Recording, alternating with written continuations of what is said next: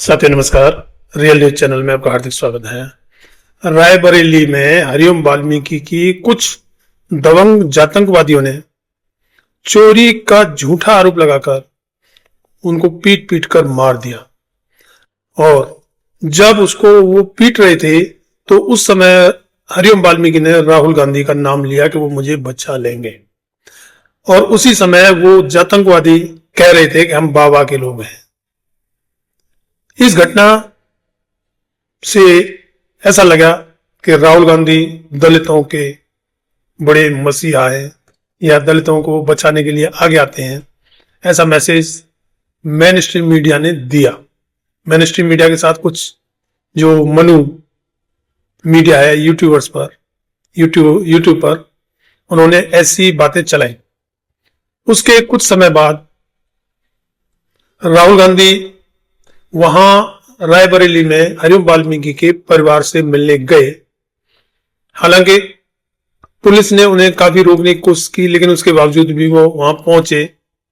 और वहां पहुंचकर जैसे मुलाकात होती है, जैसे परिजन या पीड़ित परिवार जिस तरीके से अपना गुहार लगाता है, क्योंकि दलितों के पास सिवाय गुहार लगाने के अलावा कुछ है भी नहीं, तो उस गुहार लगाने की बात को वही मीडिया बड़े ब्रॉड लेवल पर प्रचारित कर रहा है, जिसमें कि उनके परिजनों ने क्या कहा, राहुल गांधी ने क्या कहा, आदि आदि।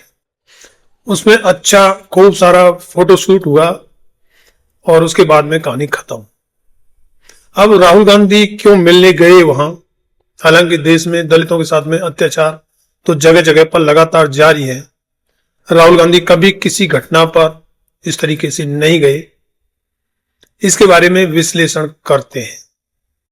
हालांकि पिछले कुछ समय से भीम आर्मी आजाद समाज पार्टी और उनके चीफ चंद्रशेखर आजाद ने यह बीड़ा उठाया हुआ है कि देश में कहीं भी दलित पिछड़े अल्पसंख्यकों के साथ में जब भी कोई जघन्य वारदात होती है, उस पर चंद्रशेखर आजाद या तो खुद पहुंचेंगे या उनकी भीम आर्मी के लोग तो अवश्य पहुंचेंगे।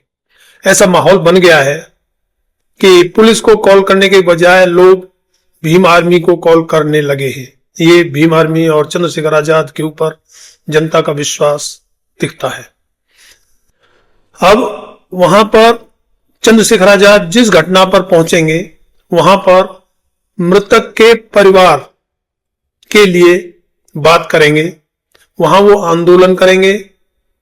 वहां वो मृतक अगर परिवार में अकेला ही था तो उसकी जगह किसी एक आदमी को नौकरी के लिए बात करेंगे। परिवार को जो सरकारी सहायता मिलने वाली होती है उसके लिए बात करेंगे। वहां के डीएम, एसएसपी आदि अफसरों से उस केस का जायजा लेंगे। और क्योंकि केस होने के बाद भी कई लॉकुना ये मनुवादी रख लेते हैं, उनके बारे में उनकी जो एडवोकेट्स टीम है वो उसको देखेगी और वहां सरकार से जवाब तलबी करेंगे और उन चीजों को पूरी करवाएंगे। ये चंद्रशेखर आजाद का काम करने का तरीका है।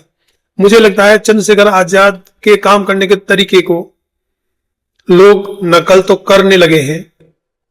अब कई घटनाओं पर बहुजन समाज पार्टी के प्रदेश अध्यक्ष भी पहुंचे हैं और इस घटना पर राहुल गांधी भी पहुंचे हैं, जबकि उनको ज्यादातर घटनाओं का संज्ञान लेना चाहिए, लेकिन राहुल गांधी कभी संज्ञान किसी घटना का नहीं लेते हैं।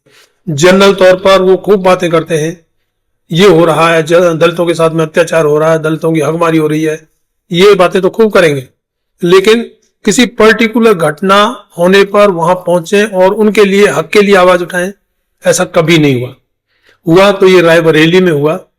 और रायबरेली में क्योंकि राहुल गांधी का नाम भी आया था तो शायद राहुल गांधी इसलिए गए होंगे, या चंद्रशेखर आजाद के काम करने के तरीके को लोग एप्रिसिएट कर रहे हैं, उनकी तारीफ कर रहे हैं, इसलिए भी राहुल गांधी शायद वहां गए होंगे। लेकिन वहां पहुंचकर राहुल गांधी ने फोटोशूट तो खूब करवाए, लेकिन परिवार का गुजारा कैसे चलेगा उसके लिए कोई बात नहीं की। सरकार से कोई मांग नहीं की।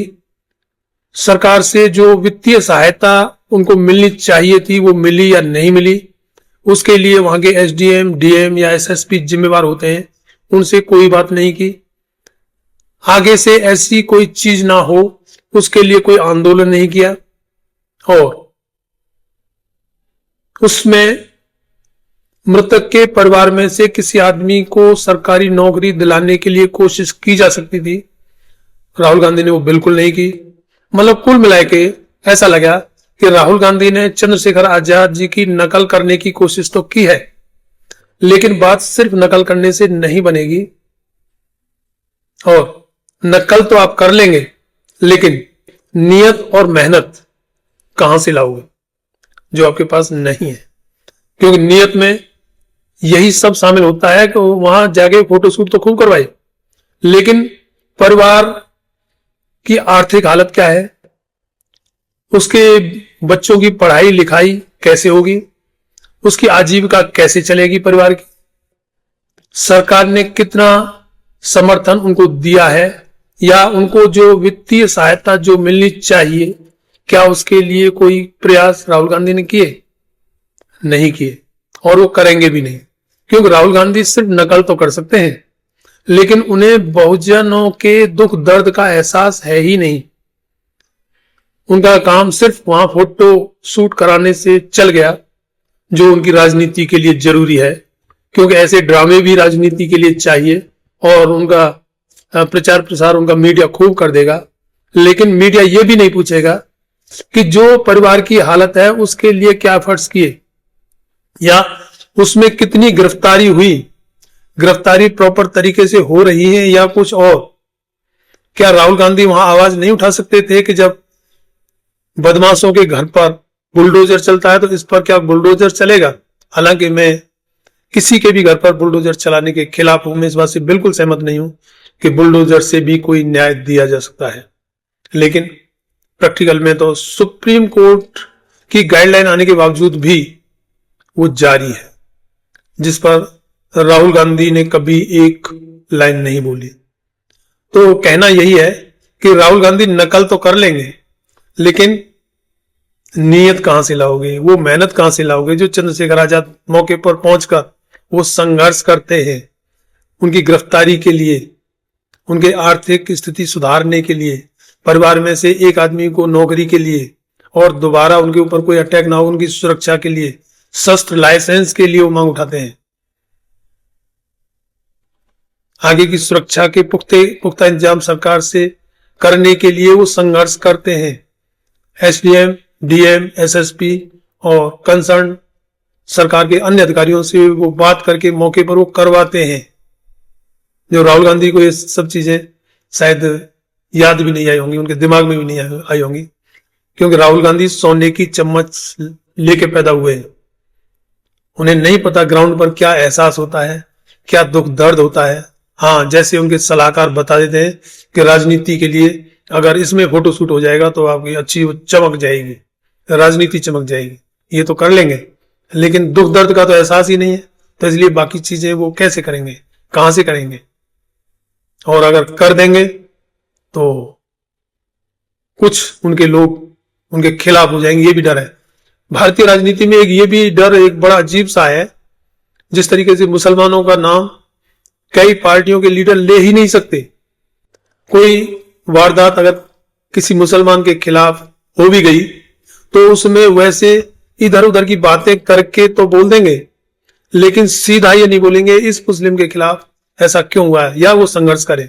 जैसे चंद्रशेखर आजाद ने बोला था कि ये कांवड़ यात्रा महीने भर चलती है, दुकानें, स्कूल और ये सारी चीजें बंद होती हैं, आदमी रोड पर नहीं चल सकता, उससे किसी को कोई दिक्कत नहीं होती। जो कि मुसलमान अगर 15-20 मिनट सड़क पर नमाज पढ़ ले तो उसमें बहुत दिक्कत हो जाती है। तो इस तरीके की आवाज सिर्फ चंद्रशेखर आजाद उठा सकते हैं। देश में और कोई भी ऐसा नेता नहीं है जो प्रॉपर पीड़ित के लिए प्रॉपर तरीके से आवाज उठा सके। जैसा देखा है, राहुल गांधी वहां रायबरेली में मिलने भी गए, हालांकि पहली बार हुआ है।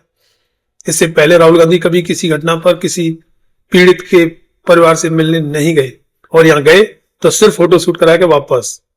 कैसे उस परिवार की आजीविका चलेगी, कैसे उनको जो हक अधिकार मिलने चाहिए वो कैसे मिलेंगे, उनके साथ में ये जघन्य अपराध हुआ है, ये दोबारा ना हो, उनकी सुरक्षा का क्या इंतजाम किया, जिस प्रकार से चंद्रशेखर आजाद करते हैं। तो कुल मिला के ऐसा लगा कि राहुल गांधी चंद्रशेखर आजाद की नकल करने तो पहुंच गए, लेकिन आगे क्या करना है, क्या उनका दुख दर्द है, क्या उनके इंतजाम किए जाने चाहिए, वो चीज उनके दिमाग में आई ही नहीं और आएगी भी नहीं, ये मेरा पूरा विश्वास है। क्योंकि राहुल गांधी जमीन के नेता नहीं है, वो अपने सलाहकारों के बताई सलाह के अनुसार चलते हैं।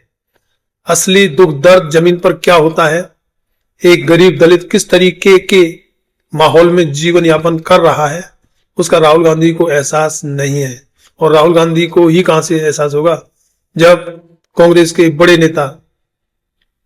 नेताओं को पहले कभी ये एहसास नहीं हुआ, और सिर्फ वो राजनीति चमकाने के लिए तो दलितों का नाम लेते रहे, मुस्लिमों का नाम लेते रहे, लेकिन ग्राउंड पर वो दलित, मुस्लिम या गरीब पिछड़े किस तरीके की मुसीबतों को फेस कर रहे हैं, मुसीबतों का सामना कर रहे हैं, उन चीजों से कांग्रेस के नेताओं का कभी कोई लेना देना रहा ही नहीं।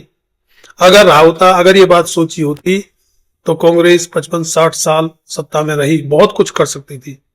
क्या कभी कुछ किया? हाँ, जनरल तौर पर नारे बहुत लगाएंगे, गरीबी मिटाओ, गरीबी की जगह वो गरीब ही मिटते चले गए। और आज जो हालत दलित, पिछड़े, अल्पसंख्यकों की हो रही है, उसके लिए काफी हद तक कांग्रेस भी जिम्मेवार है। इस वीडियो में इतना ही। चैनल को सब्सक्राइब, वीडियो को लाइक, शेयर और कमेंट में अपनी राय जरूर दें। धन्यवाद। जय भीम, जय भारत।